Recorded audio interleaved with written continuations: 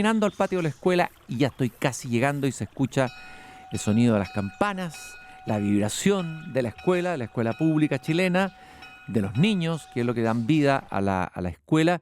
Y siempre que entro en el jardín de la escuela, que es el patio de la escuela, me encuentro con ella, inevitablemente la gran inspiradora, Gabriela Mistral. Muchas de las cosas que hemos menester tienen espera, el niño no. Él está haciendo ahora mismo sus huesos, criando su sangre y ensayando sus sentidos. A él no se le puede responder mañana, él se llama ahora. Se inauguró hoy día el monumento a Gabriela Mistral en la Plaza Baquedano. Todavía no ha regresado el general, hay que decirlo, tiene que regresar. Es inaceptable que esté todavía el pedestal vacío, pero yo celebro que se haya hecho esta escultura. Hay un debate ahí que ha sido utilizada políticamente. No hay que utilizar políticamente a Gabriela Mistral de ningún lado, de ningún ismo. Su figura excede la diferencia ideológica. Muchos hablan de ella sin ni siquiera haber leído su obra. Yo la considero la más grande pensadora y poeta que hemos tenido en Chile en el siglo XX. Por lo tanto, obviamente que me alegro que haya una presencia de ella. Tengo que ir a ver la escultura porque no la he visto, escuchar las opiniones, pero no quiero opinar de algo que no he visto. Siempre recuerdo al hablar de educación en este espacio, en el jardín una vez a la semana, algunas reflexiones tan fantásticas de Gabriela Mistral que están incluidas en su pensamiento pedagógico. El famoso decálogo del maestro, vamos a repetirlo: ama. Si no puedes amar mucho, no enseñes a niños. Simplifica. Saber es simplificar sin quitar esencia. Y esto me gusta mucho. Enseña con intención de hermosura, porque la hermosura es madre. Esta veneración que tenía Gabriela Mistral por la belleza y la importancia de la belleza en educación. En una época donde tiende a primar una cierta moda del feísmo provocador y provocante, recuperar la belleza es una tarea. Si a alguien que le gusta Gabriela Mistral, tiene que saber que la belleza está en el centro de su pensamiento. Esta semana partió una modalidad nueva en los colegios en relación al uso de los celulares. Un reglamento que es bien impresionante. Muchos a lo mejor no han tomado conciencia de las implicancias. A mí me llamó la atención, digamos, yo siempre he estado en una conversación dentro incluso de mi casa, mi familia, con mis hijos, con mi señora, de que los padres hemos sido sobrepasados por la revolución digital y que por lo tanto no tuvimos tiempo de reaccionar, ni de poner bordes, ni poner límites. Y hay opiniones confrontadas, hay debate, pero hay varios países que ya han implementado medidas y marzo del 2026 es el mes en que comienza a regir una nueva normativa que prohíbe el uso de dispositivos electrónicos, escuchen, desde educación parvularia a educación media. En la universidad es más difícil, pero caramba que es complicado que un profesor entre a una sala de clase y los alumnos estén en el celular, no estudiando materia del colegio, sino que jugando videojuegos, digámoslo así. Bueno, entonces, y queremos entender un poco lo que hay detrás de esta ley. Hay quienes dicen que las cosas no se solucionan con puras leyes, que las cosas se solucionan con un cambio cultural, que hay que relativizar, que es complicado poner reglamento. Bueno, como hay una discusión ahí que tiene una cierta complejidad, invité a este jardín a Soledad Garcés, que es la directora de la Fundación Convivencia Digital, o sea, sabe de este tema, y es profesora especializada en tecnología educativa, máster en e-learning, director de la Fundación Astoreca, directora del Diplomado de Gestión de Convivencia Escolar en la Universidad de los Andes. Soledad, muy bienvenida a este pequeño jardín al fin del mundo. Gracias por la invitación. Soledad, a ver, explícanos en breves palabras cuál es el sentido de esta ley. Muchas veces se critica que las leyes se aprueban muy rápido, no se piensan, que después la realidad termina haciendo imposible su aplicación. ¿Qué piensas tú de este reglamento? Entiendo que algo tuviste que ver también o indirectamente, no sé, en este reglamento o no. Participamos, sí, compartiendo investigaciones y también estamos participando con un grupo de senadores en la próxima ley que debería salir, que es la de restringir las redes sociales a menores de 16. Pero esta ley solamente, Cristian, solamente tiene como objetivo restringir los distractores de la sala de clases. ¿Ya? No busca satanizar la tecnología, no busca sacar la tecnología del colegio, nada. Hoy día un ser humano que se está formando tiene que aprender tecnología. Otra cosa es lo que está pasando en los colegios. Hoy día los profesores entran a una sala de clase de enseñanza media y los alumnos están en el fútbol, viendo porno, en las redes sociales, apostando en línea.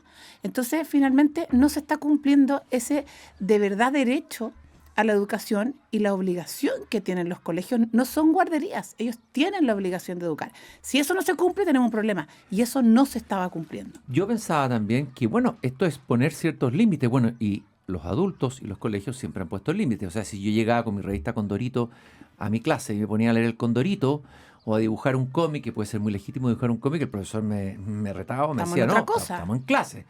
Más aún ahora con los dispositivos. Ya, ok.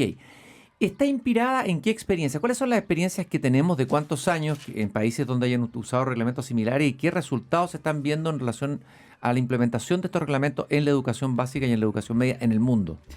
Ya a nivel mundial, sobre el 50% de los países tiene de alguna manera reglamentado el uso de celulares y dispositivos móviles en la jornada escolar.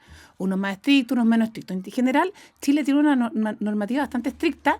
Le faltaron las sanciones, que yo creo que ahí estamos un poquito amarrados, y los colegios van a tener que ser bien estrictos con eso, pero es difícil sancionar en Chile.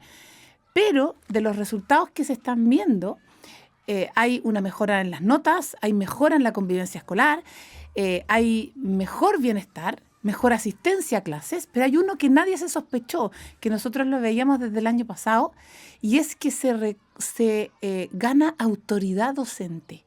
¿Ya? Que está bastante deteriorada o dañada en algunos lugares, definitivamente. Se perdió.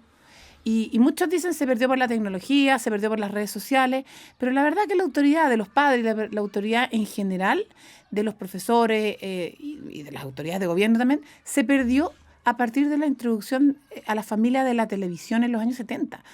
Y ahora estamos viendo el impacto que está teniendo el mundo digital, celular, móvil, en la escuela. Pero ver profesores que me dicen, puedo hacer mi clase, los alumnos están más tranquilos, escuchan, conversan, es notable. ¿Y cómo ocurre eso? Porque lo que yo entiendo es que hay mucha adicción digital, ¿no es cierto? Uno podría definir, no sé si existen, incluso existen personas que se enferman de esa adicción a los juegos, y alumnos que están acostumbrados desde chicos a tener celulares, y tú les quitas el juguete mágico.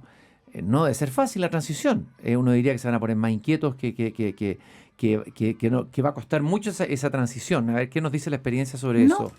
No, yo te diría que nosotros llevamos como fundación más de 80 colegios en donde hemos implementado un programa para retirar los teléfonos hace 2 años. La experiencia es que los alumnos, cuando son capacitados, cuando los padres entienden la normativa y sobre todo los profesores son capacitados y empoderados en esto, en 2-3 semanas se instala y en 12 semanas ya es hábito. ¿Ya? Hábito en términos generales, evidentemente hay alumnos que todavía les cuesta un poquito más, pero en general se cumple. Es mucho menos la resistencia de los alumnos, de los padres, que la de los profesores. Lejos, a quien más les cuesta esto es el profesorado. Curioso, porque uno dice, le estoy dando la posibilidad de hacer bien su clase. ¿Y por qué crees tú eso? Porque yo creo que todavía hay mucho profesorado en Chile que no tiene esa autoridad, que de verdad tiene el cargo. No la vive, no se la juega por esa autoridad. Entonces, le era más fácil que la mitad de los alumnos estuvieran callados viendo el celular y le hacía clase a los interesados nomás. Es duro lo que te estoy diciendo, pero eso es real. Es feroz. Es real. Sobre todo en casos puntuales de la enseñanza media, en 7º y 8º, que la motivación baja muchísimo por el aprender, y eso es una cosa biológica. Y los cursos chiquititos en general no tienen problemas con el teléfono, pero en general el profesorado ha perdido autoridad. Tú hablabas de los apoderados, pero mi impresión, a ver, yo y mi señora éramos hasta ahora en esta ley, nosotros estamos celebrando, vamos a hacer una fiesta para celebrar este reglamento, porque nosotros hablábamos esto a veces en chat o conversando con otros padres, y éramos minoría, pero minoría a veces absoluta, ¿Sí? en enfrentar el problema, y nos llamaba la atención la abdicación de los padres ante el tema de la adicción digital de los hijos, etcétera. O sea, ¿qué pasa con los apoderados? Tampoco va a ser tan fácil. Muchos van a reclamar probablemente que el celular es un medio de comunicación con el que el hijo puede anunciar si pasa algo. Pero si no le están pidiendo que no se comunique con los padres, claro. no le están quitando la posibilidad de comunicarse. Hay papás y mamás que han reclamado y hacen mucho ruido, pero no son la mayoría. La mayoría le pasó la responsabilidad al colegio y le dijo al colegio, por favor, usted restríngelo y usted quíteselo. Y en general no han sido esas filas de padres reclamando. Ahora, sería interesante que esto que ocurre en el colegio ocurriera también en las casas. Bueno, la próxima ley, claro. Claro, o sea, no digo que los padres, por ejemplo, a la hora de la comida se diga aquí el celular no se usa en la casa. O sea, que hay una coherencia, no sé si me entiendes, porque Sí. si van a llegar a la casa y van a estar todo el día el celular y en la comida, como uno ve a veces, lamentablemente en ciertas casas, o en un cumpleaños, que uno llega a un cumpleaños, son más tristes y todos los niños pegados al celular sentados en vez de estar jugando a la pelota, saltando, que eso está ocurriendo, eso es un hecho, ¿no? A mí no me lo cuentan, yo lo veo y lo he visto y lo veo regularmente. Por lo tanto, me parece que la tarea con los apoderados también es importante, de educación digital habría que hablar, ¿no? En el sentido completo de la palabra, para tiempos digitales, por decirlo así. Yo te diría que el fondo de esto se llaman habilidades parentales, porque en el fondo este papá moderno actual está tan sobrepasado por la vida que estamos llevando que no tiene las habilidades parentales para poner ningún tipo de límite. Entonces se le van muchos temas, entre ellos las pantallas. Por eso mismo creo que la crisis que estamos viviendo es una crisis de autoridad. El profesor no se la puede contra todos estos distractores, ¿ya? Y arriesga autoridad y los padres también. Pero qué tremendo que para una generación de niños no vea ninguna autoridad enfrente, ni los padres ni los profesores. ¿Qué ocurre con una generación cuando no hay una autoridad enfrente? ¿Qué es lo que nos dicen cuál es tu mirada y qué nos dicen los estudios y qué nos dice la psicología de eso? La definición, en el fondo, el líder, entre comillas, la autoridad es una persona que te marca los límites, ¿cierto? Y que te lleva por un buen camino. Eso tiene mucho de liderazgo. Y es la persona que te muestra el camino a seguir. Por eso tenemos una juventud que está muy perdida, ¿te fijas? Y una infancia que está creciendo muy revuelta. O sea, en este minuto, cuando a mí los papás me dicen, pero ¿por qué esta ley? Si los niños están jugando Roblox en la tarde. Cuando yo le digo, por favor, juega Roblox con tus hijos un día y te vas a dar cuenta que no es solo Roblox. O sea, hay consumo de pornografía, hay videojuegos, hay adicciones y mucho contenido inadecuado para niños de edad. Pero los papás no necesariamente se imaginan eso, no lo ven. Y también nunca lo vivieron, entonces es muy complejo. No solo eso, sino que los papás también son adictos al mundo digital. Somos adictos, nos hemos convertido en adictos, a veces sin darnos cuenta. Y eso Entonces, te quita mucha autoridad. Nos quita autoridad. ¿Qué autoridad puedo yo pedirle y exigirle a mi hijo que no use el celular en la mesa si me ve a mí usándolo o levantándome o distraído en una conversación? ¿Cómo conseguir esa coherencia? Es 100% coherencia. Nosotros hacemos muchos talleres para niños y en séptimo básico, nunca se me va a olvidar, una niñita que se acercó y me dijo, todo lo que tú estás diciendo a mí me hace mucho sentido, pero el problema más grave lo tiene mi mamá. Y eso lo vemos mucho, lo vemos mucho. Por eso mismo, tenemos que convencernos que nuestro actuar es lo que modela. Ese niño te va a ver a ti y eso va a ser. Eso va a ser. De todos los estudios que se... A ver, para haber llegado a esta ley, para que 50 países, dijiste tú, estén implementando... No, el 50%. El 50%, mucho, sí. 50% de los países en el mundo, ¿es cierto? ¿O Sí, en Europa? en el mundo. Ya. Estén implementado este reglamento, es porque me imagino que hay una base científica para haber llegado a estas conclusiones. ¿Cuáles son los estudios más importantes o relevantes que a ti te parezcan buenos de compartir aquí? No te pido que me digas el detalle de todas las investigaciones, las más decisivas o cuáles son las conclusiones que ya uno podría decir que son, no sé si certezas científicas o certezas que den fundamento a que este tipo de legislación que parece tan extrema, de poner límites de esta manera, se implemente en los colegios. Hay dos líneas que a mí me impactan mucho y que me hacen mucho sentido. Primero, la atención. El dispositivo móvil, al ser tuyo, ¿ya? Tiene otro efecto que si es el del colegio que no tiene redes sociales y no tiene acceso a internet. Al ser tuyo, con tu TikTok, con tus redes, con tu correo, con todas tus aplicaciones, la sola presencia del teléfono cerca tuyo sube tus niveles de ansiedad y atención hacia el teléfono. Entonces te desenfoca de otros temas. Y hay varios estudios que ya se han repetido en donde nos muestran que los alumnos que hicieron una prueba para medir la capacidad de concentrarse tuvieron el peor resultado lejos los que tienen el celular encima de la mesa. Los que tuvieron resultados medios tenían el celular en la mochila, en la silla, detrás, y los de resultados más altos en capacidades de concentración y retención de contenidos eran los que tenían su celular fuera de la sala. Si para aprender necesitamos memoria, atención, ¿cierto? Motivación y concentración. Si al final es súper simple Los distractores tienen que salir nomás. Hoy en día las salas son mucho más limpias, menos estimulantes, por lo mismo, para ayudar a focalizar. Entonces, ese tema de la atención es muy relevante porque los papás dicen, es que los niños son adictos a los videojuegos. Sí, pero el colegio no toma esas decisiones por el tema de los videojuegos, lo toma porque al colegio se va a aprender y necesitamos sacar los distractores. Y yo diría algo más profundo, es que el tema de la atención, me voy a poner un poquito profundo. Hay un libro que recomiendo, en el último ensayo de Byung-Chul Han sobre Dios. Es un libro precioso, filósofo alemán de origen coreano, que parte haciendo una afirmación muy tremenda que dice sobre la crisis de atención en el mundo. El problema de la ausencia de Dios en el mundo es que no hay atención. Y si no hay atención, es por eso que Dios ha desaparecido del mundo. Porque, no sé si me entiendes. Sí. Pues claro, porque la atención también es poder, no sé, contemplar un árbol, mirar un atardecer, estar en silencio, atento a algo que va a ocurrir o emerger. Pero si yo estoy distraído, mirando por todos lados, digamos, no voy a tener esa experiencia espiritual o estética o lo que sea que requiere una atención profunda. Entonces, dice que la pérdida de la atención es uno de los fenómenos más tremendos que están ocurriendo hoy día en Occidente.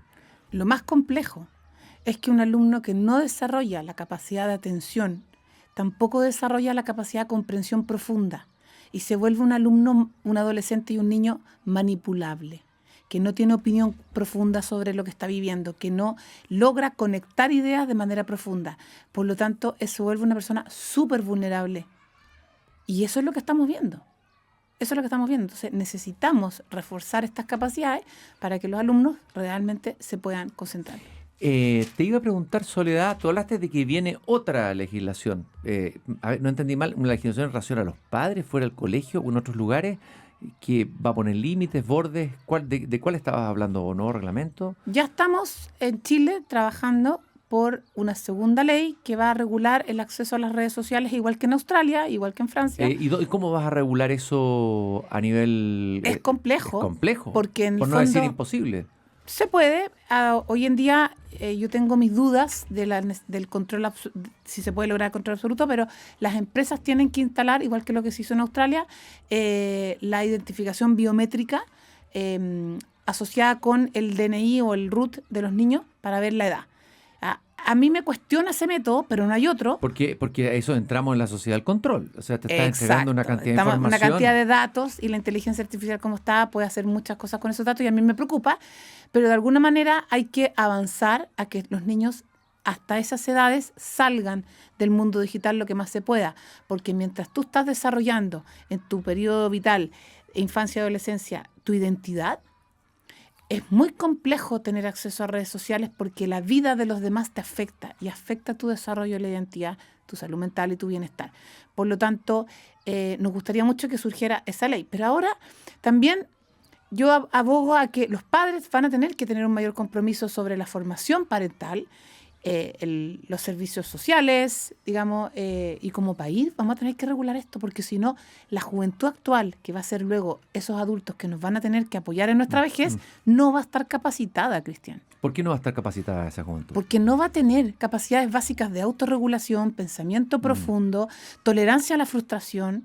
Caramba, qué importante eso. Entonces, ¿qué futuro le estamos dando a esos niños? ¿Hay algún ejemplo? Yo te pedí ejemplos, pero ¿hay alguno de los ejemplos más exitosos de este modelo que a ti te hayan llamado la atención, que hayan sido interesantes y que estén en una línea y que nos den algunas señales de esperanza en esta línea?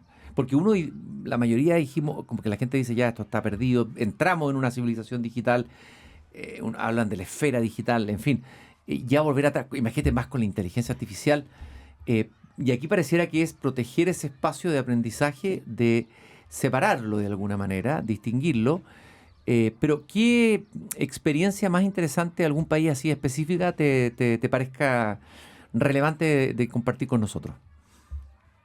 A ver, en la mayoría de los colegios, en la mayoría de los países se está aplicando bastante parecido en Chile. A mí lo que más me ha parecido impactante es que todos los países tienen más o menos los mismos resultados, que son los patios con ruido, los colegios decían, ya no tenemos ruido en los patios y con los niños pasaban sentados con su teléfono, ahora hablan, terrorífico, cantan. ese entre comillas silencio. Ese es un silencio terrible, no es el verdadero silencio y maravilloso silencio. No, es un silencio bien complejo, pero también me llama la atención que los colegios no hubieran reparado en eso antes. Sin embargo, están celebrando que los niños volvieron a ser niños. Volvieron a jugar, a ser desordenados, a subirse a los árboles, a jugar a la pelota. No sé, es que perder eso, de alguna manera no tienes la impresión que se ha ido perdiendo un poco también la infancia, que el mismo hecho de las redes sociales hace que se adelanten los niños demasiado y que se acorte la infancia tal como la entendimos hasta hace un tiempo?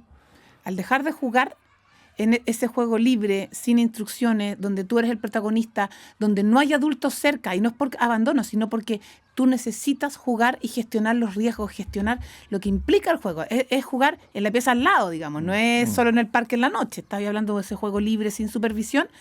Ese juego genera muchas habilidades cognitivas, sociales, emocionales. Y eso se está perdiendo porque estamos jugando online. Y ese juego online ya está súper probado que no genera habilidades sociales ni de pensamiento de largo alcance. Saliendo del mundo online se pierden esas habilidades. Entonces estamos muy carentes de esas habilidades básicas que necesita el ser humano para crecer en la infancia actual. A mí me emocionó mucho experiencias donde vimos que los niños subían, los colegios subían los indicadores de asistencia. ¿Los indicadores de asistencia? Claro, ¿Ya? porque los niños empezaban a disfrutar el recreo con amigos, se hacían algunos trabajos de intervención de los recreos con juegos de mesa, fútbol, deporte. Entonces era entretenido ir al colegio porque ahora te hablan, ahora tienes amigos, y subieron los indicadores en un 15% en 2 o 3 colegios que nosotros hablamos el año pasado, de asistencia. Solo esto, restringir los teléfonos celulares. Oye, están pasando, no sé si tiene que ver esto lo que te voy a comentar con el tema que tú estudias, pero leí una columna muy interesante en el Mercurio de Sergio Ursúa, que vive en Estados Unidos en una universidad, ya no recuerdo el nombre de la universidad, en donde él plantea la hipótesis de la vuelta a la caligrafía en varias partes del mundo en colegios. Sí. Incluso dice que una buena noticia es la inteligencia artificial, en el sentido de que en los colegios están dándose cuenta que el escribir produce mayor desarrollo cognitivo, mayores sinapsis, etcétera, etcétera, etcétera, etcétera, y que se está volviendo a que se escriba con la mano, porque lo hemos ido perdiendo todos, ¿no es cierto?, en el último tiempo. Incluso la letra se echa a perder. Eso es bien impresionante, el que ya todo lo desplaza hacia el celular, hacia el dispositivo. ¿Hay alguna investigación sobre eso? ¿Qué sabes tú de eso? Muchísima. Me pareció muy interesante eso. Muchísima. La mecanografía, el escribir digital, no desarrolla habilidades cognitivas avanzadas, ¿ya? En general no se transfieren a instancias que no sean la mecanografía. En cambio, que escribir a mano conecta un montón de habilidades psicomotrices con habilidades de pensamiento y más bien cognitivas. Por lo tanto, desarrolla más de 5 habilidades que se mantienen a lo largo del tiempo. No son efímeras o no son a corto plazo. Entonces, eso funciona más. Y a mí lo que más me impacta, por ejemplo, es que un argumento que los colegios tenían era que nosotros leemos en digital y tenemos los libros digitales, pero ya hay muchísimos estudios que han comprobado que el cerebro infantil aprende a partir de la experiencia sensorial real. Entonces, el libro digital que yo no ojeo, que no veo, que no huelo, toco, que no tiene un 25% a 28% menos de comprensión lectora que la experiencia real. Eso sí que es un dato impresionante. Es súper impresionante. Pero además, te dicen los estudios, que yo tengo varios en la página web de la Fundación, te dicen, mira, si el libro en formato Kindle, donde no hay distractores y tú tienes el libro en tus manos, como el Kindle, tiene buenos indicadores de comprensión lectora tan parecidos como el libro en papel. Porque la experiencia del Kindle es diferente que la del celular donde vas con el hipertexto. Lo mismo con las pruebas tipo SIMSE en papel y en digital, tienen más o menos los mismos resultados. Entonces no se trata de sacar la tecnología, volver a los años 80. Se trata de elegir las tecnologías que realmente potencian las capacidades. Y lo otro es hacer se ha hablado de ciudadanía digital, o una educación digital dentro de los colegios. Es decir, porque también hay que educarla, si la tecnología está ahí. Claro. Y eso no sé si se está haciendo. Educar a los niños de jóvenes, saber poner filtros, defenderse, poner ellos mismos límites, ser críticos ante la información que se recibe. ¿Qué se ha avanzado en esa línea? Es que ¿quién lo enseña? Nadie. Si los papás están igual de adictos y no están formados, los profesores recién se están empezando a meter en estos temas, hay mucha resistencia, no hay tiempos de capacitación, entonces es muy difícil generar esa educación digital. A mí siempre me dicen, Soledad, ¿por qué prohibir y ser tan tajante y no educar? ¿Quién educa en estos momentos? Si no tenemos personal ni profesionales capacitados en esto, por lo tanto, ambas tienen que coexistir, la prohibición y la educación, a lo largo del tiempo mientras el cerebro de un niño y un adolescente se está desarrollando. Soledad, te quiero agradecer esta visita que nos has hecho muy esperanzadora aquí al jardín, por lo menos aquí hay un brote de esperanza. Esperamos. Más que un brote, yo creo que aquí Sí. se vienen cosas muy buenas. Cambio. Hay que, me imagino, y ustedes irán evaluando, Sí. observando lo que está pasando y van a empezar a recibir feedback en las próximas semanas. Esto va a ir implementándose de a poco. Tiene una serie de complejidades en la implementación, yo sé. Así que te vamos a invitar más adelante para ver qué va pasando y qué ha ocurrido y qué Ni un está problema. pasando al interior de los colegios. Me parece que muchos de los que nos están escuchando, que son padres, estarán interesados en tener esta información. Soledad Garcés, directora de Fundación Convivencia Digital, directora del Diplomado de Gestión. Es de gestión y Clima de convivencia. clima de convivencia escolar de la Universidad de los Andes. Y te quiero invitar, Soledad, a escuchar un tema de Simon Garfunkel, que es Mira. The Sound of Silence, el sonido del silencio. Es un bello tema que algo tiene que ver con esto. Es de alguien que va caminando por la ciudad y ve una luz de neón, una ciudad como artificial, y en la luz desnuda vi 10.000 personas, quizás más. Personas hablando sin decir nada, personas oyendo sin escuchar, personas escribiendo canciones que ninguna voz jamás compartió y nadie se atrevía a perturbar el sonido del silencio. Dice esta canción que vamos a escuchar y con la cual nos vamos a despedir, revalorizando el silencio, los tiempos muertos, entre comillas, que son tiempos vivos, y la presencia, el estar frente a frente, un profesor con un alumno, un padre con un hijo. No todo siempre, no estamos demonizando, como tú decías al comienzo, mediatizado por la pantalla. Muchas